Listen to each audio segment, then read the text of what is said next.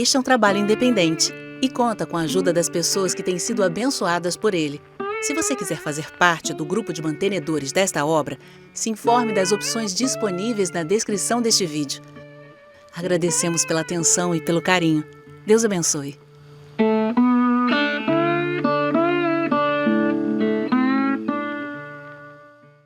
Tudo bem, gente? Amém.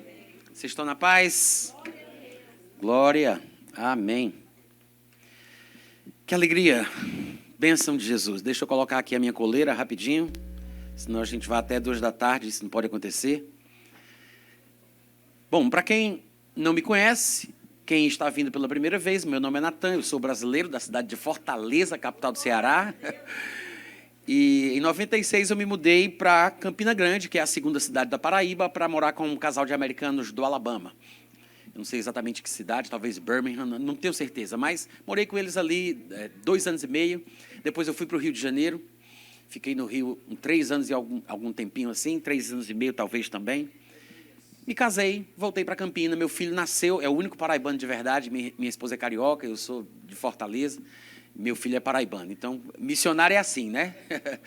Tem 2 categorias de gente que viaja pelo mundo, é milionário ou missionário. E a nossa família, ela está entregue ao ministério. Minha esposa também canta, prega. Ela prega melhor do que eu, mas eu ensino melhor do que ela. E é uma alegria estar aqui para compartilhar um pouco da palavra. Estou sendo muito bem cuidado, com muito carinho. O pessoal tem me tratado muito bem. Eu agradeço por isso. E é uma alegria conhecer mais uma parte, fazer amizade da família de Deus e tudo mais.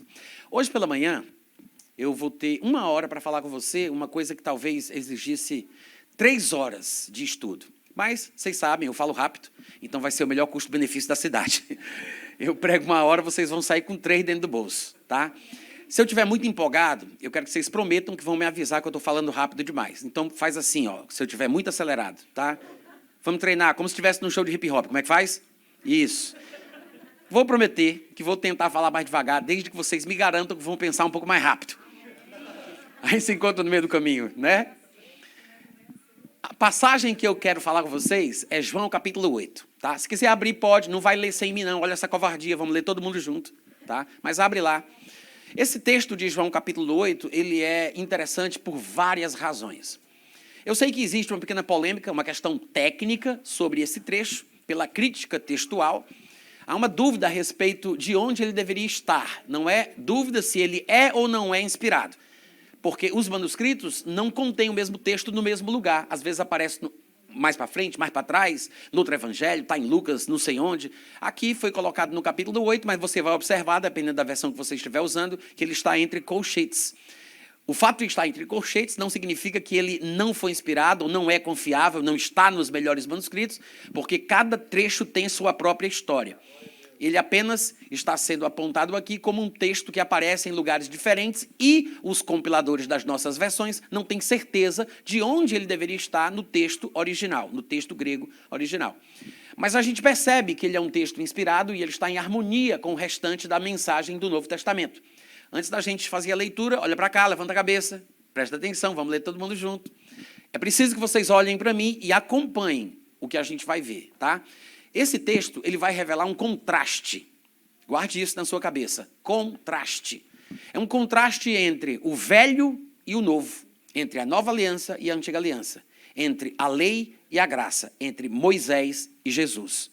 É o que vai estar em pauta ao longo de todo o texto. Vocês conhecem a história. A gente vai ler os detalhes daqui a pouco, mas falando assim por cima, vocês devem lembrar, Jesus estava ensinando, foi atrapalhado pelos escribas e fariseus, né? Os PhD em divindade daquela época, os maiores diabologistas de Hudson, né?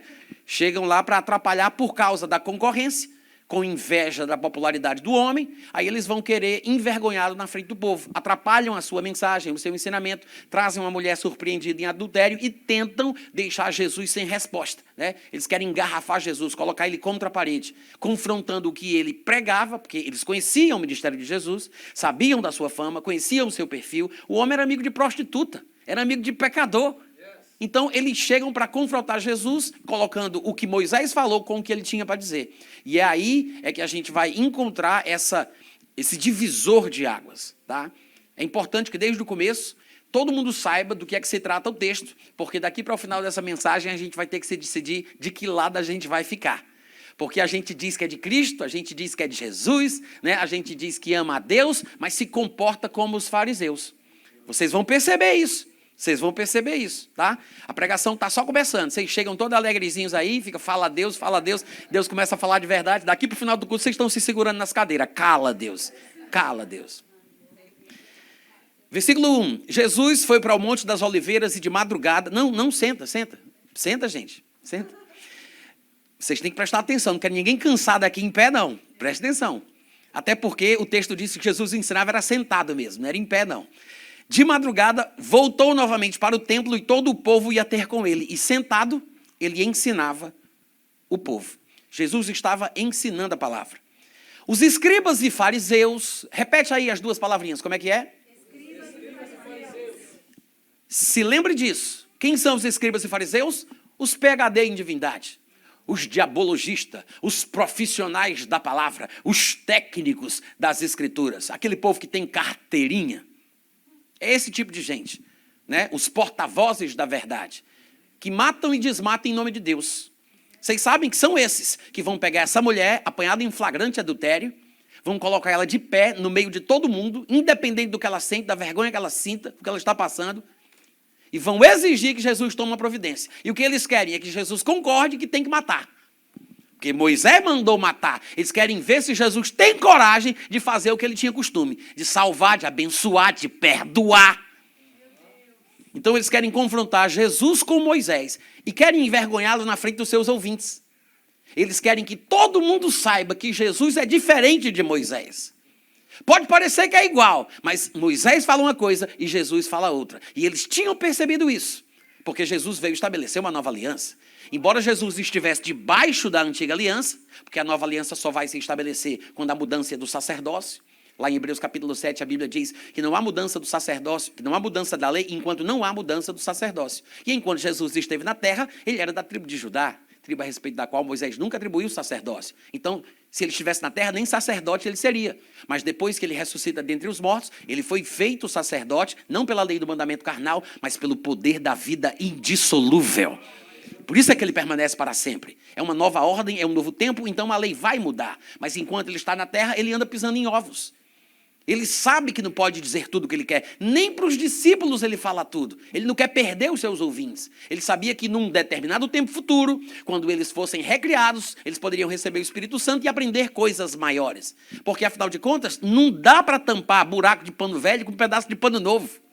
Vinho novo só se conserva em odres novos. Então Jesus, ele não colocava o carro na frente dos bois. Mas ele era esperto. Burrice não é fruto do Espírito. Jesus não era besta. Então ele via que ele estava cercado por inimigos, cercado por opositores. Sempre o pessoal tentando pegá-lo em alguma falha, armando arapucas, tentando engarrafá-lo, colocá-lo contra a parede, envergonhá-lo, desafiando ele o tempo inteiro. E aqui não é diferente. E isso não é só interpretação da gente não, tá? Não é só coisa de pregador que tenta encontrar coisa que o texto não tem. A própria passagem vai mostrar que a razão da abordagem dos escribas e fariseus era com esse objetivo.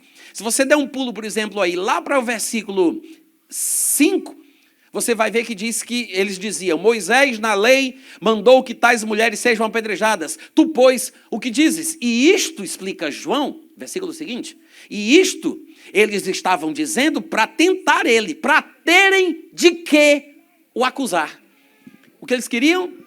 Eles queriam material para comprovar que Jesus falava diferente de Moisés, que Jesus não ensinava as mesmas coisas de Moisés, que Jesus acobertava pecador, que Jesus perdoava quem não presta e era amigo de gente ruim.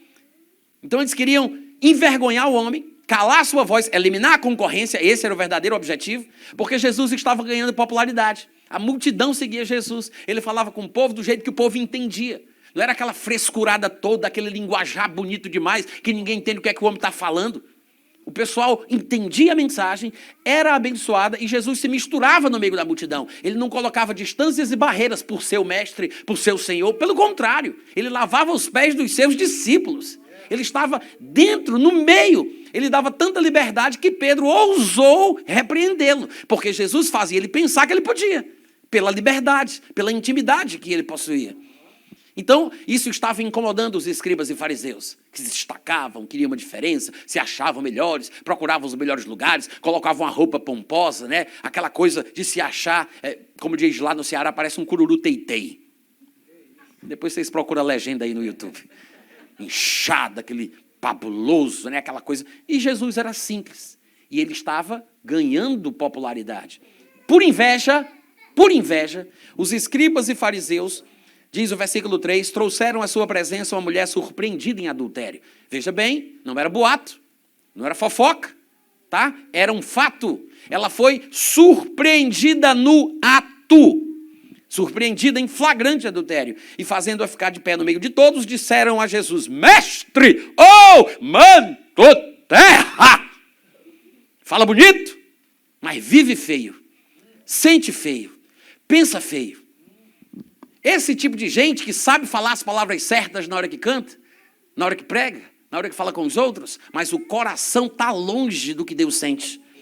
Me lembra daquilo que Jesus falava em Mateus capítulo 15, versículo 8. Esse povo, esse tipo de gente religiosa, que está na igreja, jejua 2 vezes por semana, né? Não é como os outros pecadores, como diria o fariseu naquela oração da qual Jesus falou, que se acha melhor, se acha muito santo.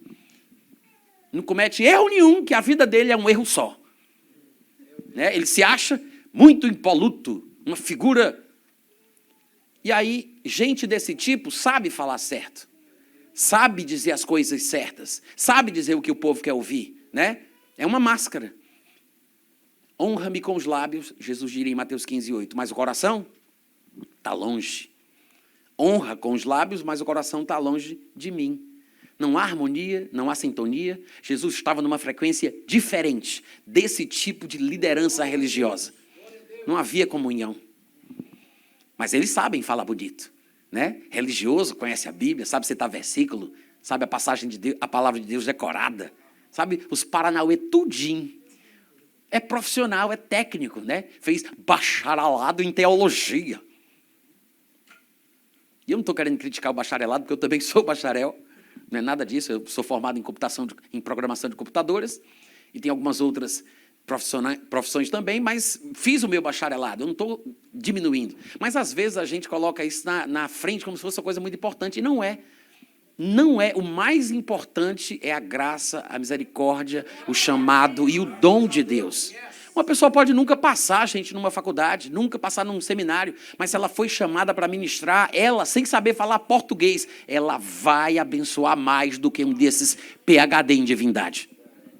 Mais do que esses diabologistas que tem por aí, tá? Mestre, esta mulher foi apanhada em flagrante adultério. E na lei, glória!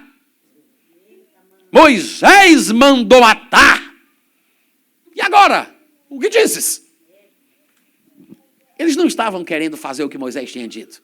Não era um interesse genuíno, autêntico, real, de crente que ama ao Senhor, de cumprir e praticar a palavra de Deus. Porque Moisés nunca disse que quando houver adultério, a mulher que está junta no adultério, a mulher que participou do adultério, deve ser apedrejada. Isso não está escrito em lugar nenhum.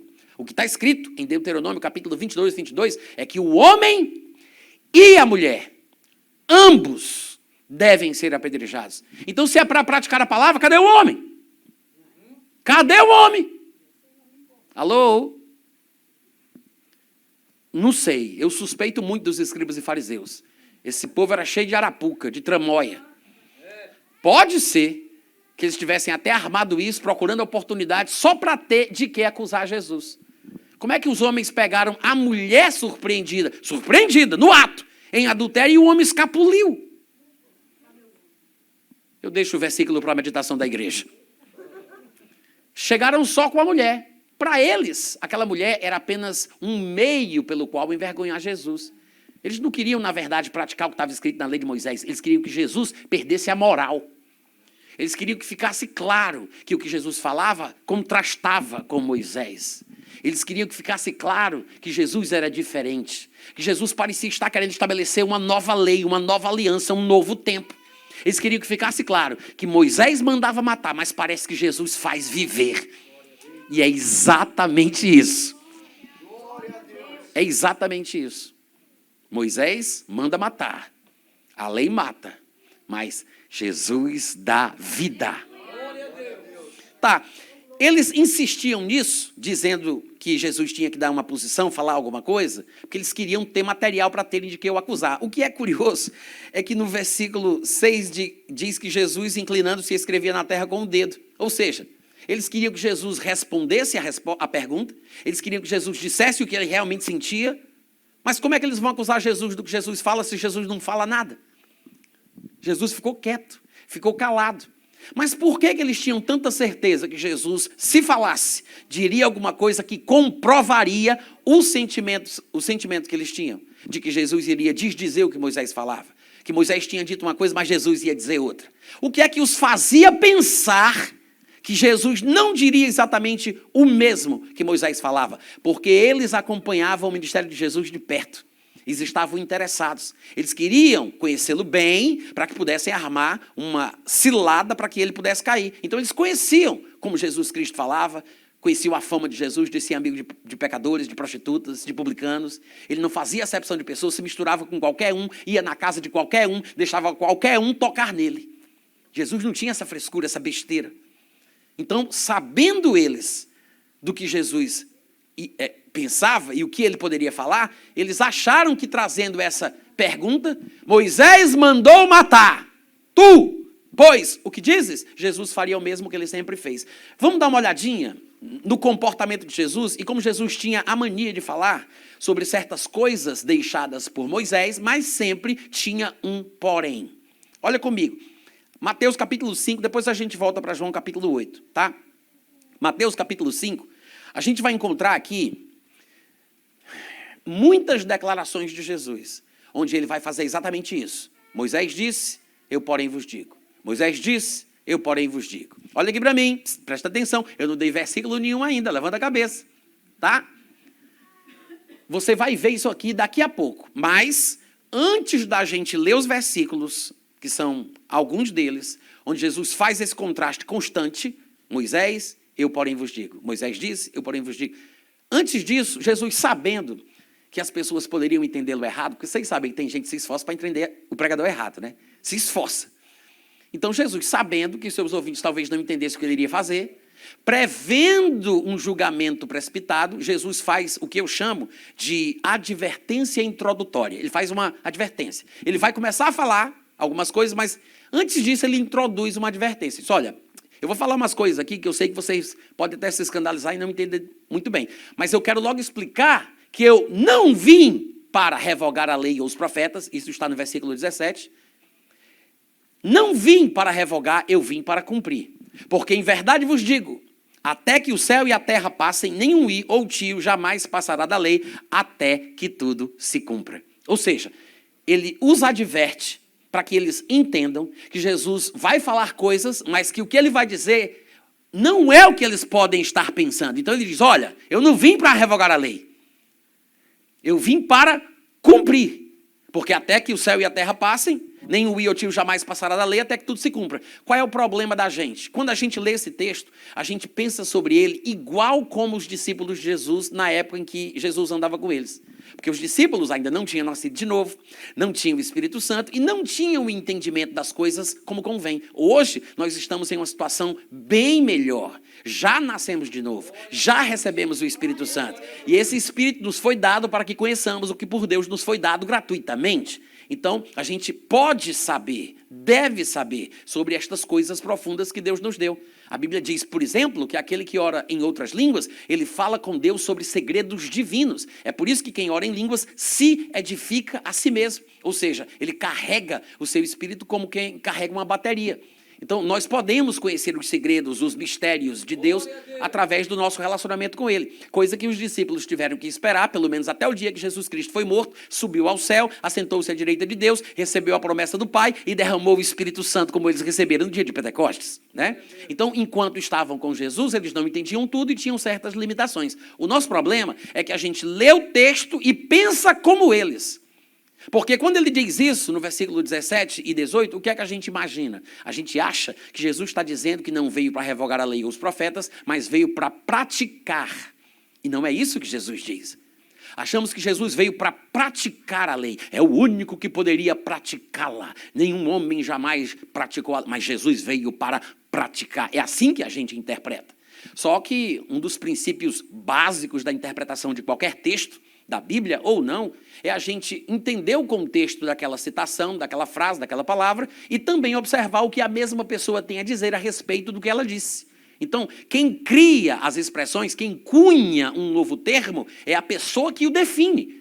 Nós não podemos querer dizer o que Jesus quis dizer com isso, se ele mesmo vai explicar o que ele quis dizer em outros lugares. Basta-nos conhecermos outros textos onde Jesus explica o que significa cumprir a lei. Então, antes da gente continuar na nossa leitura de versículos aqui de Mateus 5, onde Jesus vai contrastar o que Moisés dizia com o que ele disse, vamos dar uma olhadinha agora em versículos onde Jesus Cristo explicou o que significava na cabeça dele cumprir a lei, tá? Então, vou citar para vocês 3 passagens apenas. Não são as únicas, mas vou citar 3. Lucas 18, 31, Atos 13, 29 e Lucas 24, 44. Vou ler cada uma delas para vocês. Estou dizendo aqui para deixar registrado no vídeo, caso vocês venham a assistir depois, e também queiram tomar nota para estudar em casa. Mas em Lucas 18, 31, ele diz assim, o texto diz, tomando consigo os 12, disse-lhes Jesus, presta atenção, eis que subimos para Jerusalém, e vai cumprir-se ali tudo o que está escrito por intermédio dos profetas no tocante ao Filho do Homem. Nós sabemos que, tecnicamente, o Antigo Testamento é dividido em 3 grandes seções. Nós, os evangélicos, dividimos o Antigo Testamento de forma diferente, dividimos a Bíblia de forma diferente. Mas os judeus dividiam o Antigo Testamento apenas em 3 seções.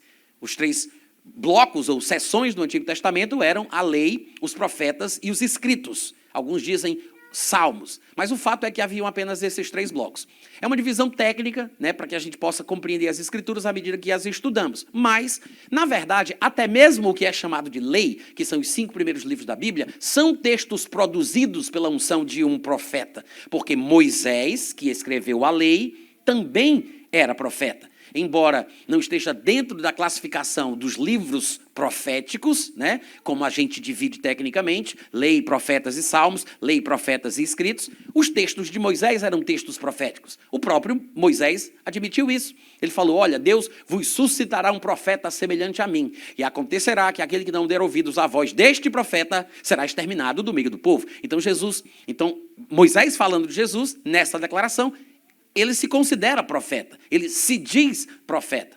Então, quando Jesus fala, vamos para Jerusalém e vai cumprir-se ali tudo o que está escrito por intermédio dos profetas, não pense que ele se refere apenas aos textos de Isaías, Jeremias, de Oséias, de Joel. Ele está incluindo toda a produção literária inspirada pelo Espírito Santo, que foi produzida pelo ministério de um profeta. E inclui o que a gente também chama, tecnicamente, de lei. Quantos estão acompanhando?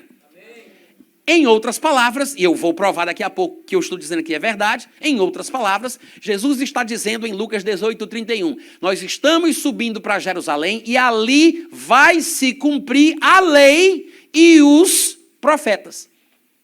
Em outras palavras, Jesus está explicando quando e como a lei vai se cumprir. Observe que ele não disse, às vezes é melhor a gente entender o que ele não diz do que o que ele diz, porque através do processo de eliminação, é uma interpretação errada a menos, né? Entender o que não diz nos ajuda a perceber o que realmente diz. Jesus não disse, estamos indo para Jerusalém, e vocês sabem, eu tenho cumprido a lei todos os meus dias. Estamos indo para Jerusalém, como vocês me acompanham bem, sabem, eu sempre cumpro a lei. Ele não disse isso. Ele disse, nós vamos para Jerusalém e é lá, ali que vai se cumprir. Ele aponta o cumprimento da lei para algum acontecimento futuro na cidade de Jerusalém. Diga amém pela fé. Então Jesus disse, vai se cumprir lá em Jerusalém. O segundo texto que eu quero ler é Atos 13, 29. Porque está escrito que, depois de cumprirem tudo o que a respeito dele estava escrito, tiraram ele do madeiro e puseram-no no túmulo. Opa! Jesus disse, iremos para Jerusalém e lá vai se cumprir tudo. Aí chega Atos 13, 29 e diz, depois de cumprirem tudo, tiraram ele da cruz. Porque tudo se cumpriu na crucificação. Quando Jesus disse ali em Jerusalém, pelo que a Bíblia indica, ele se referia ao momento da cruz. Não é por outra razão que no momento em que ele estava crucificado, ele abriu a boca e disse, finalmente, está consumado. Tudo se cumpriu ali. Ele está falando da consumação, da efetivação de todas as figuras proféticas da lei e de tudo que havia sido declarado a respeito do futuro. Se cumpriu ali, na cruz. E para comprovar isto, o terceiro texto, que é Lucas 24, 44, diz assim, a seguir, isso aqui é quando Jesus Cristo ressuscita, tá? Essa passagem de Lucas 24. Vocês sabem que ele morre na Páscoa, passa 3 dias no ventre da terra, ressuscita no terceiro dia e passa 40 dias, como diz Atos capítulo 1, aparecendo aos discípulos, falando com eles sobre coisas concernentes ao reino dos céus, até o dia que é levado dentre eles às alturas e todos o veem subir. Então, Jesus fica 40 dias aparecendo, desaparecendo, aparecendo, desaparecendo. Num destes momentos, de fato aqui é o primeiro dia, Lucas capítulo 24, Jesus aparece aos discípulos e conversa com eles nos seguintes termos. Jesus lhes disse, gente, são estas as palavras que eu vos falei quando ainda estava convosco. Ele está com eles. Ele está falando para eles o que tinha ensinado quando estava com eles. Mas o que é que ele quer dizer quando estava convosco? Quando estava na mesma condição. Porque agora Jesus está numa condição diferente. Tanto é que ele aparece e desaparece, porque ele não tem mais o mesmo corpo limitado. Jesus, enquanto estava na forma de Deus, ele era Deus, ele estava com Deus. Ele sabia o que era o ser humano, mas não sabia o que era ser humano. Ele nunca tinha tido dedo, unha, sistema nervoso, globo ocular, nunca tinha sentido sono, fome. Até, eu sei que vão se escandalizar, mas eu vou dizer mesmo assim, até morrer, Jesus morreu. Porque aos homens está ordenado morrer, vindo depois disto o juízo. Então Jesus desce do céu, se faz homem, vive aqui como nós. E nos dias da sua carne, durante a sua vida terrena, ele ofereceu orações e súplicas àquele que o podia livrar da morte. E embora sendo filho, tendo sido ouvido por causa da sua piedade, Jesus aprendeu a obedecer por meio das coisas que ele sofreu. Então, ele viveu na terra, sofreu, esteve na nossa situação, ele esteve em nossa pele, e aí ele passou por tudo, morre, ressuscita e começa a aparecer aos discípulos. É por isso que esse linguajar dele é um pouco misterioso, porque ele está junto dos discípulos, falando com eles depois de ressuscitado, mas não está na mesma condição. Ele está num estado diferente. Jesus agora se apresenta mostrando para eles o que eles serão amanhã. Jesus é o protótipo desta nova raça humana. Ele é o primogênito dentre muitos irmãos. Então ele aparece e diz, olha, quando eu estava convosco. Mas ele não está ali falando com os discípulos. Ele está falando sobre essa mudança, sobre essa transformação. Agora ele tem um corpo que não é mais limitado. Não tem mais fome, não tem mais sede, não tem mais sono. Ele atravessou todas as camadas atmosféricas sem precisar de oxigênio. A estratosfera, a ionosfera, a zonosfera, a toposfera. Atravessou o firmamento, chegou no terceiro céu, que também é chamado de paraíso. Sentou-se à direita da majestade nas alturas, de onde há de vir julgar os vivos e os mortos. Era preciso que houvesse um homem no céu para que o céu estivesse dentro do homem. Essa é a nova aliança. É assim que a coisa começa. Mas antes de subir, ele diz essas palavras. É isso que eu falei para vocês, são estas as palavras que eu vos disse quando eu ainda estava na mesma situação junto convosco. Aí ele diz, foi isso que eu disse. Importava se cumprisse tudo o que de mim está escrito na lei de Moisés, nos profetas e nos salmos. Citamos 3 textos. Lucas 18, 31, Jesus disse, vai se cumprir no futuro, em Jerusalém. Depois, Atos 13, 29 diz, tiraram ele da cruz depois que se cumpriu tudo. Depois de terem cumprido tudo o que a respeito dele estava escrito, tiraram ele do madeiro. Aí Jesus ressuscita e diz assim, eu não falava, importava se cumprisse, apontando para o passado, porque tudo se cumpriu naquela cruz. Quantos estão entendendo? Então, sabendo disso, fica fácil de entender o que Jesus quis dizer, porque Jesus está a ponto de falar coisas diferentes do que Moisés dizia. Moisés vai ser contrastado pelo ponto de vista de Cristo. Jesus veio estabelecer uma nova aliança. Então, ele andava debaixo da velha, pisando em ovos, sem escandalizar ninguém, mas andava à luz do novo. E antes de fazer comentários que poderiam parecer chocantes demais, ele os adverte dizendo, olha, eu vou falar umas coisas aí que eu sei que vocês talvez não possam entender muito bem, mas já quero logo dizer que eu não vim revogar a lei aos profetas. Eu não vim chutar o pau da barraca. Eu vim foi para cumprir. Porque só vai passar só vai passar depois que tudo estiver cumprido. Então Jesus está falando sobre o quê? A crucificação, onde tudo é consumado, onde tudo é cumprido, porque o fim da lei, diz Romanos capítulo 10, versículo 4, é Cristo, para a justiça de todo aquele que crê. Tudo vai se cumprir ali. Mas agora que sabemos disso, fica até mais fácil continuar a leitura do texto. Jesus não está falando que veio para praticar, como às vezes a gente pensa. Ele veio para cumprir. E a gente sabe o que ele queria dizer quando falava sobre vai se cumprir em Jerusalém. Ele está falando de um acontecimento pontual, a crucificação. Mas aí ele começa, faz a advertência introdutória e começa. Versículo 21, Mateus 5. Ouvistes que foi dito aos antigos. Versículo 22, ele diz, eu, porém, vos digo. Versículo 27, ele diz, ouvistes que foi dito. No versículo 28, ele diz, eu, porém, vos digo. No 31, ele diz, também foi dito. E no 32, ele fala, eu, porém, vos digo. No 33, ele diz, também ouvistes que foi dito aos antigos. E no 34, ele diz, eu, porém, vos digo. No 38, ele diz, ouvistes que foi dito. E no 39, ele fala, eu, porém, vos digo. No 43, ele diz, ouvistes que foi dito. E no 44, ele fala, eu, porém, vos digo. Jesus sempre tinha um porém a tudo que Moisés falava. Ele cita diversos textos de Moisés, e diz, eu, porém, vos digo. Agora imagina, o que era que os escribas e fariseus, os profissionais da palavra, né, os detentores da verdade, os representantes da divindade, os PhD, o que é que esses homens não sentiam? Quem é esse homem comedor de feijão, que veio da Galileia? Quem ele pensa que é? Ora, Moisés disse, eu, porém, vos digo. Quem ele pensa que é? Para ficar desdizendo o que Moisés falou. Isso ficou guardado no coração daqueles carnais. E eles procuravam uma oportunidade igual Satanás, né? Para poder tentar encurralá-lo, para testá-lo mais uma vez. E parece que ela surgiu. E o registro está exatamente aí em João capítulo 8. Porque trouxeram aquela mulher surpreendida em flagrante adultério e fizeram exatamente o que parece que estava premeditado. Colocaram ela de pé no meio de todos e disseram, Jesus, com licença, em nome da verdade, peço permissão pela palavra, pela ordem. Aí diz, Moisés mandou matar. Tu, porém, o que dizes? Olha a armadilha. Eles sabiam que Jesus dizia, eu sei que foi dito, eu, porém, vos digo. Eles queriam que ficasse claro que ele não iria fazer o que Moisés falou. Eles queriam que ficasse claro que ele sempre tinha um porém, as coisinhas de Moisés. Aí ele diz, Senhor, essa mulher foi apanhada em flagrante adultério. Moisés mandou matar. Tu, porém, o que dizes? Parece religioso, né? Parece espiritual. A armadilha está ali. Eles queriam ter material de que acusar Jesus se Jesus dissesse, eu sei que foi dito, eu, porém... Só que Jesus, nessa hora, o que é que ele faz? Não diz nada.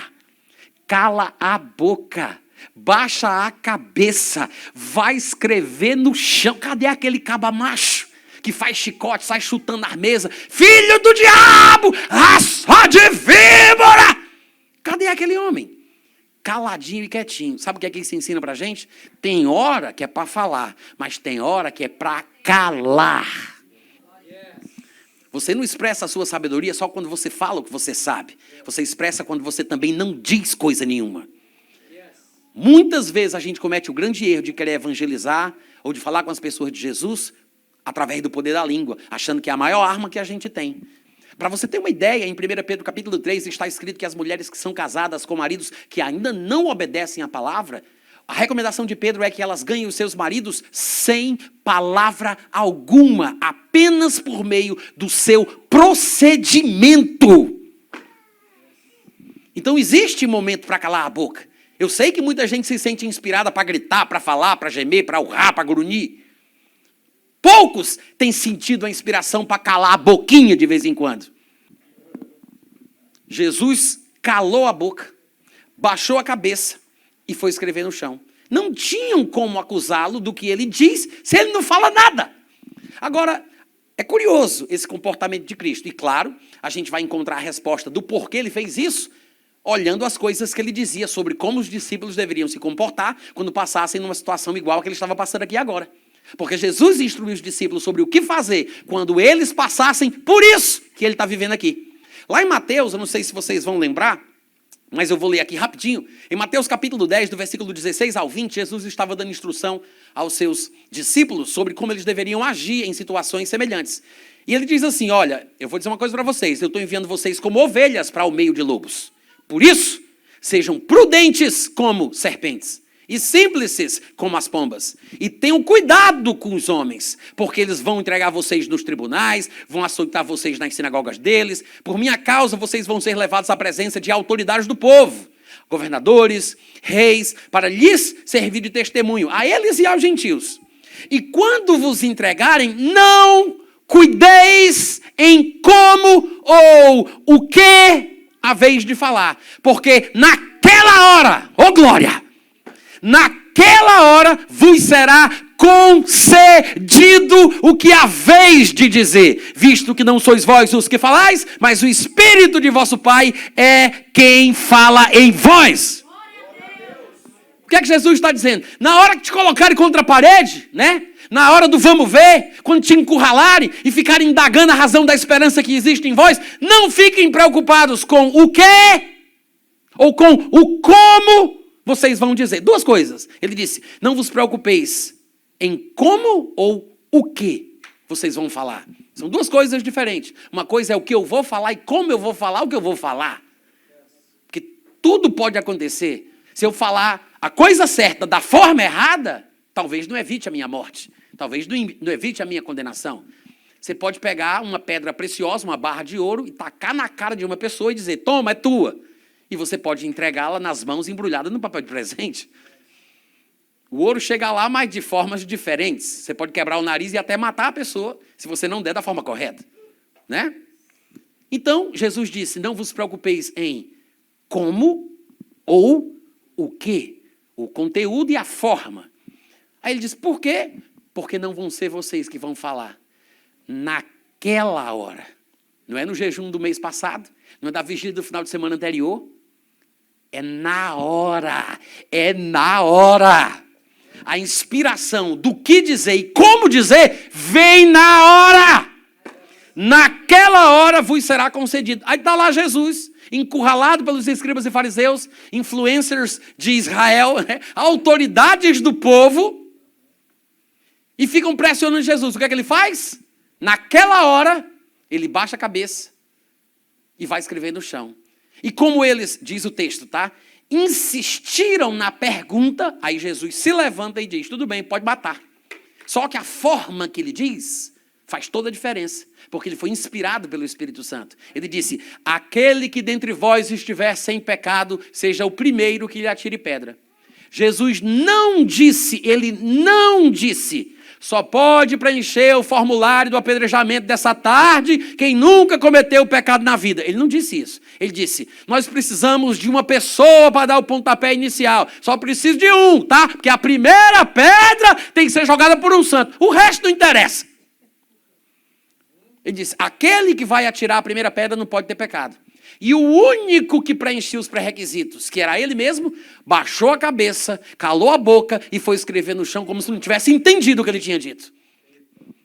E você, quem você pensa que é seu cara de pau para criticar, acusar e condenar o teu irmão?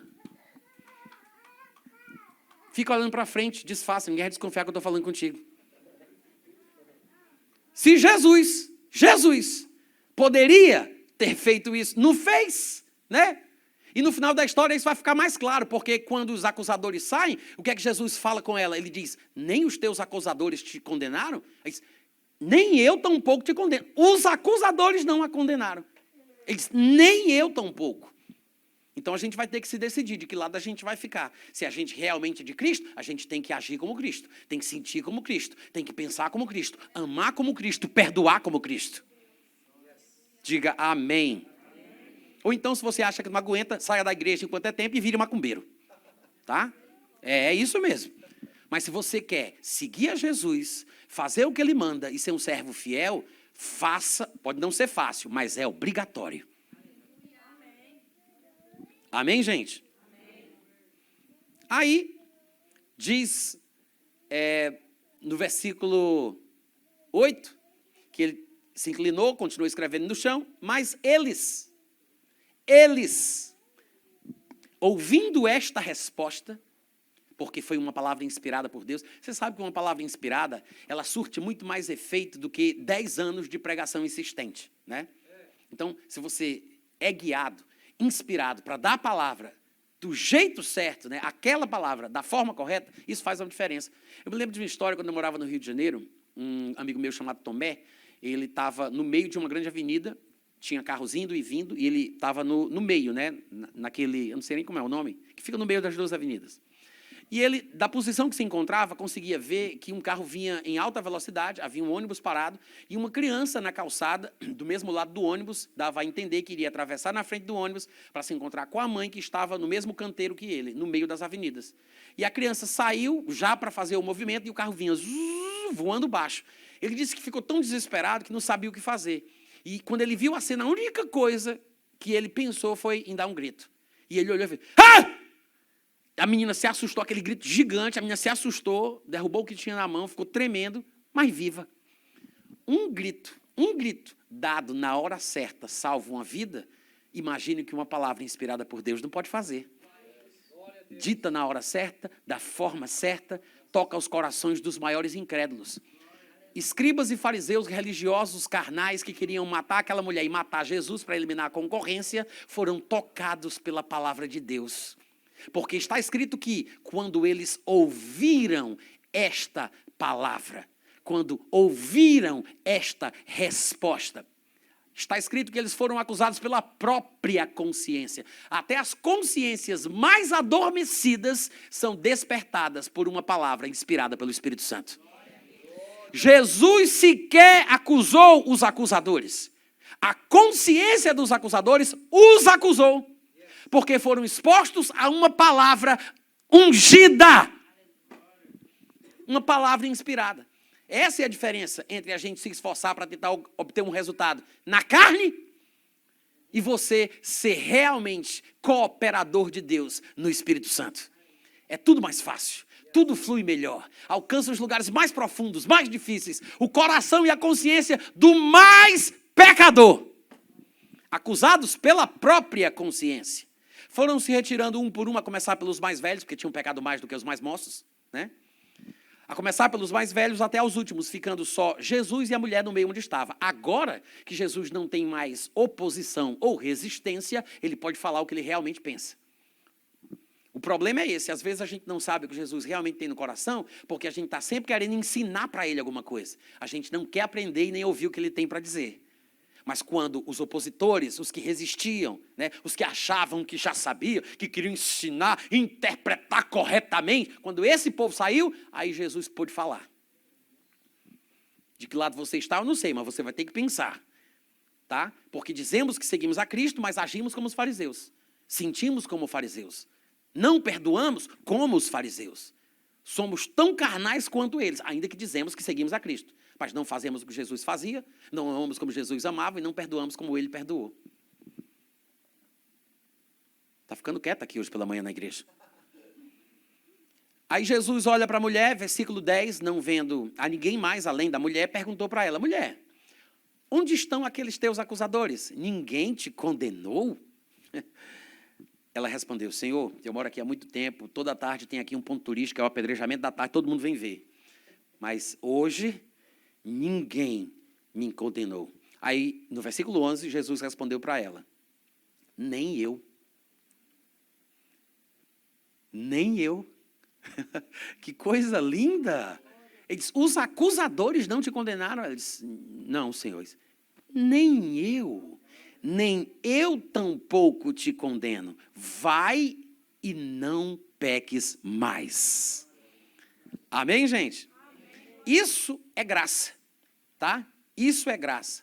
Em João capítulo 1, versículo 16 a 17, está escrito que todos nós temos recebido da sua plenitude e graça sobre graça.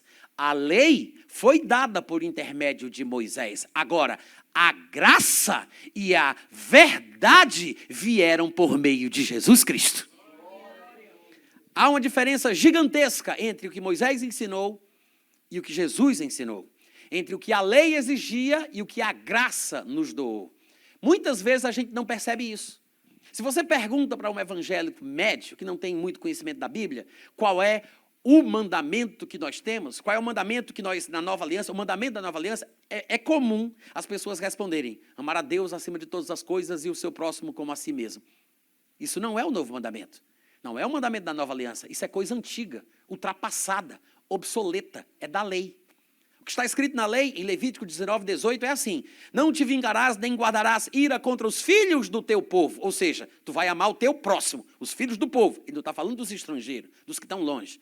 Então, tu ama o teu próximo como a ti mesmo. Isso é lei. Amar quem está perto, amar quem me ama, né? Amar o filho do meu povo, da minha raça, só. Isso é lei. Amar o próximo, não o distante, não o inimigo, não o opressor, não o adversário, não quem está longe, o próximo. Amar o próximo como a si mesmo. E se você for olhar os textos do Novo Testamento, todos confirmam isso. São textos que talvez, para serem plenamente compreendidos, precisariam ser explicados em seu contexto, coisa que a gente não vai fazer, porque não dá para pregar a Bíblia toda numa manhã só.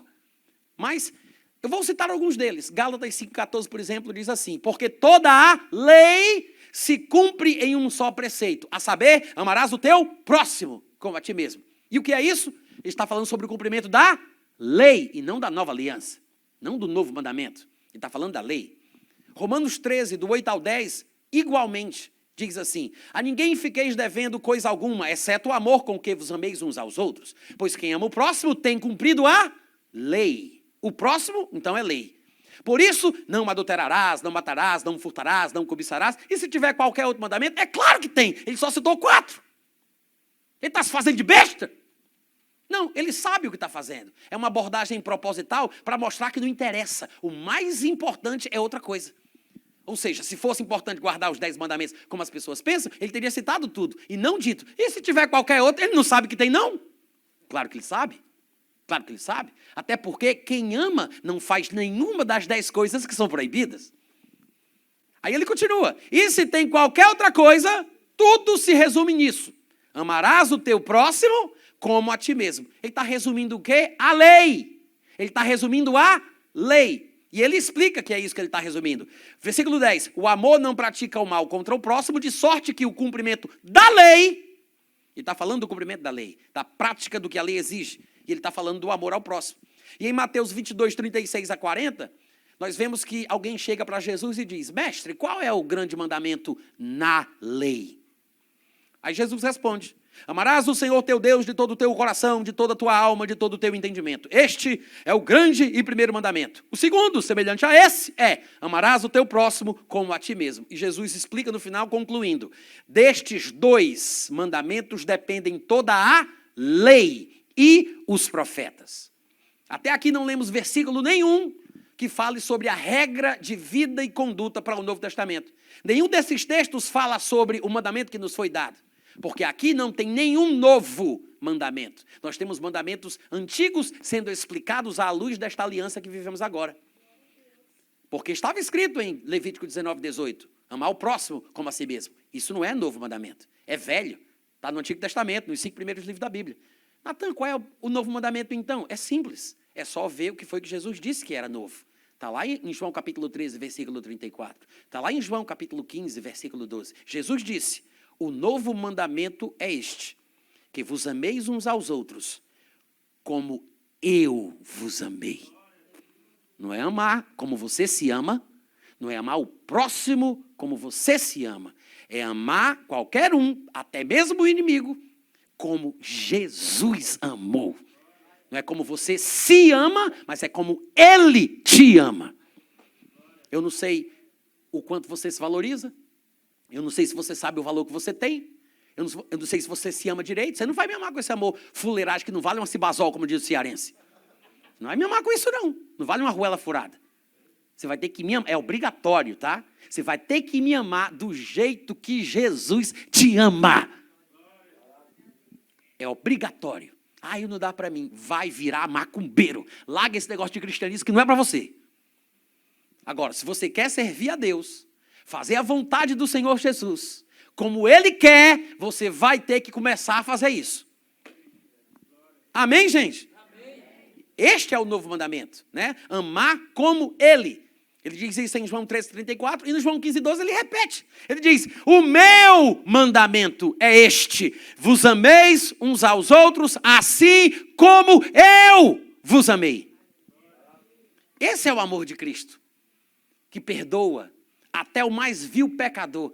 A mulher foi apanhada em flagrante adultério. Como é que Jesus tem coragem de perdoar uma pessoa dessa? Gente, perdão só pode ser dado para quem não merece. Ninguém perdoa uma pessoa por ter feito o que é certo.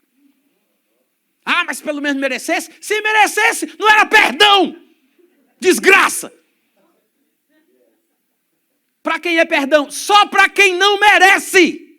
Só para quem não merece. Perdão é um ato sublime de misericórdia, de amor. É um ato sublime, é uma expressão da natureza de Deus. Perdoar é uma expressão de amor. O amor não busca os seus próprios interesses. O amor perdoa, o amor suporta, o amor sofre. Isso é amor. Amém, gente? É por isso que eu disse, vocês iam começar rindo, mas iam terminar chorando. Que a gente fala que é de Cristo, mas na hora da gente fazer a prova dos 9 fora, nada, né? Que a gente está igual aos fariseus, religioso, né? Cheio da verdade, tudo fabuloso, igual um cururu teitei do peito inchado, colocando o dedo na cara de todo mundo, né? Julgando os outros, a língua do tamanho de um trem.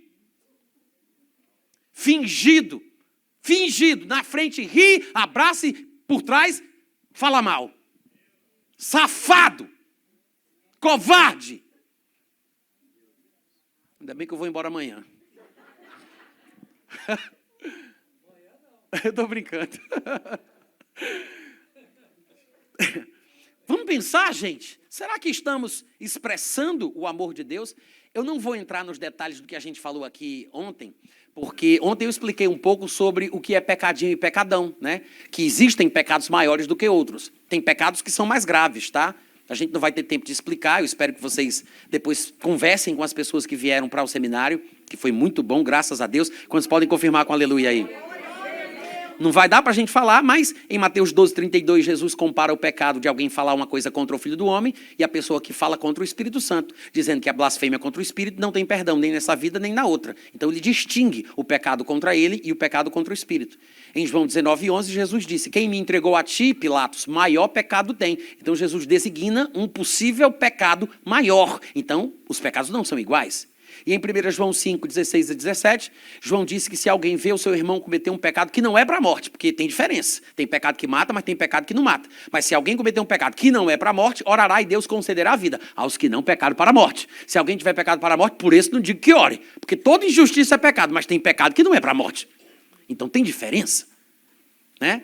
Ora, significa então que qual é o maior pecado? Já que nem tudo é igual. E a gente sabe disso na vida, não precisa nem da Bíblia para provar. O bom senso nos mostra isso, né? Uma pessoa que atravessa um sinal vermelho por alguma razão, ela não é tão criminosa quanto um bandido que entra num banco para fazer um assalto e atira na cabeça de uma criança de 2 anos de idade, porque ela está chorando e o ladrão não consegue roubar em paz. É claro que um homem desse tem um índice de maldade pervertido. Ele é cruel, é endemoniado. E não dá para a gente dizer que o crime que ele comete, o erro que ele pratica, é tão grave quanto o homem que passa no sinal vermelho, né? Até mesmo no mundo do direito, quando você vai analisar cada caso, existem situações, ações e determinados pontos no contexto do crime que são atenuantes ou agravantes. Se foi premeditado, o requinte de crueldade, como é que foi força proporcional, não foi? Ou seja, tudo é analisado. Então, nem tudo é igual, nem todo crime é o mesmo, nem todo pecado poderia ser considerado a mesma coisa. Tem diferença. E, obviamente, falando de forma lógica, o maior pecado é o que desobedece o maior mandamento. E se a coisa mais importante, pelo que parece, na nova aliança, é amar como Jesus amou, você pode até falar mal de quem fuma cigarro escondido atrás da porta. Você pode até criticar aquela pessoa que tem uma coisa, um comportamento que você acha errado e inconveniente. Porque, afinal de contas, todos nós estamos crescendo espiritualmente. E na igreja nós temos pessoas mais carnais do que outras. Faz parte da vida, faz parte do processo. Mas talvez você não perceba que o pecado que você comete é mais grave, mais sério e talvez traga um juízo pior sobre a tua vida. A gente gosta de falar sobre o homem de 1 Coríntios 5, que Paulo achou por bem entregar a Satanás para a destruição da carne, a fim de que o espírito fosse salvo. Porque o homem cometia um pecado de imoralidade sexual grande. Mas em 1 Coríntios 11, Paulo está falando que muitos também estavam fracos, doentes e morrendo prematuramente para não serem condenados com o mundo, porque não estavam discernindo o corpo de Cristo. Era um povo desunido, dividido, partidário, em si mesmado, só pensava em si, individualizado. Rejeitava e menosprezava os que não tinham nada na igreja. Porque eles tinham panelinhas dentro da igreja. Vocês estão ouvindo o que eu estou falando? Eu acho que aqui não deve ter isso, não. É coisa de brasileiro, né? Panelinha, esses grupinhos, é só no Brasil, não é? Aqui, quando a gente chega, a coisa muda, os ares mudam, não é? Não? Isso está em todos os lugares do mundo. Enquanto o homem for homem, enquanto tivermos esse corpo mortal, carnal, corruptível, sempre isso vai acontecer, infelizmente. Agora, tira proveito, amadurece, sofre injustamente por motivo da tua consciência para com Deus, porque isso agrada a Deus, que alguém sofra injustiças. Está escrito em 2 Pedro, ou é 1 Pedro, do capítulo 2, versículo 9 em diante. Mas eu quero concluir chamando a atenção de vocês para o seguinte, já que estamos falando sobre pecados maiores, e qual pode ser talvez o pecado maior, que está relacionado a não cumprir o que é mais importante, o grande e novo mandamento, eu quero lembrar que talvez um dos melhores textos para conceituar pecado, que todo mundo gosta de citar, é Tiago, capítulo 1, versículo 14, né? Porque lá está escrito que cada um de nós é tentado quando atraído e engodado pela própria concupiscência, pela própria cobiça, pela própria vontade. São termos sinônimos. Em outras palavras, a tentação é quando eu tenho vontade de fazer uma coisa que eu gosto. Eu não sou tentado pela tua cobiça, eu sou tentado pela minha própria cobiça. Não sou tentado pelos desejos da minha esposa, eu sou tentado pelos meus desejos. Então são coisas que eu gosto, mas não posso fazer. Então, quando é que eu peco? Quando eu faço o que eu não devo, mesmo que eu não goste. Mesmo que eu goste daquilo e eu evite fazer. Então, o pecado é fazer o que eu não posso, é fazer o que eu não devo. Mas pecado não é só isso, não é só fazer o que é errado, fazer o que é proibido. Porque o mesmo livro de Tiago também diz, no capítulo 4, versículo 17, aquele que sabe que deve fazer o bem e não faz, nisso está pecando. Então, se a gente juntar os dois versículos de Tiago, a gente observa que pecado não é só fazer o que não deve, é também não fazer aquilo que deve. Diz amém, criatura? Pecado não é só fazer o que não deve, também é pecado não fazer aquilo que deve. Você pode pecar fazendo o que é proibido, e você pode pecar não fazendo aquilo que é exigido. E se você quer saber se é pecado não perdoar quem te feriu, quem te magoou, quem não merece, porque pecado, misericórdia e perdão só vai para quem não presta, para quem não merece, para quem não é digno, ninguém perdoa uma pessoa por ter uma vida justa. Se você quer saber se é errado não perdoar, não amar, não ter o mesmo comportamento de Cristo, eu quero lembrar aos irmãos do que está escrito em Romanos 13, versículo 8. A ninguém fiqueis devendo coisa alguma, a não ser o amor. Você começa a sua vida cristã com uma dívida. Recebeu Jesus? Virou crente? Espero que tenham te contado. Tu já começa devendo. Tá? A ninguém deveis coisa alguma, a não ser o amor, com que vos ameis uns aos outros. Então você tem uma dívida para com o irmãozinho que está do lado. Dá uma olhadinha para as pessoas que estão aqui, dá uma olhada, olha aí. Procura aquela pessoa de quem você está de mal. Dá uma olhada, procura, vê se ela está lá atrás. Pensa nela, lembra dela. Lembrou? Lembrou daquela miserável? Não é assim que tu chama ela? Vou deixar um dever de casa. Perdoe. Perdoe. Não tem nada mais importante na vida do cristão do que você amar como Jesus amou. Não queira ser repreendido por Jesus, por você não ter feito o que ele fez. Jesus contou uma parábola de um homem que tinha uma dívida. É a parábola que ele vai ao rei pedir o perdão da sua dívida. Ele deve ao rei uma dívida impagável e esse conservo deve uma dívida muito pequena. O rei perdoa ele de uma dívida que não dava para pagar, mas ele não tem coragem de perdoar o seu conservo, que devia uma coisinha de nada.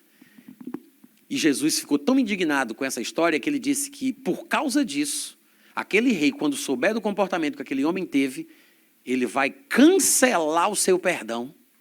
Pense sobre isso. E ele vai fazer com ele o que ele merece. Eu deixo a palavra para a meditação da igreja. Deus te abençoe. Beijo no coração. Obrigado pelo carinho. E até a próxima vontade de Deus. Amém.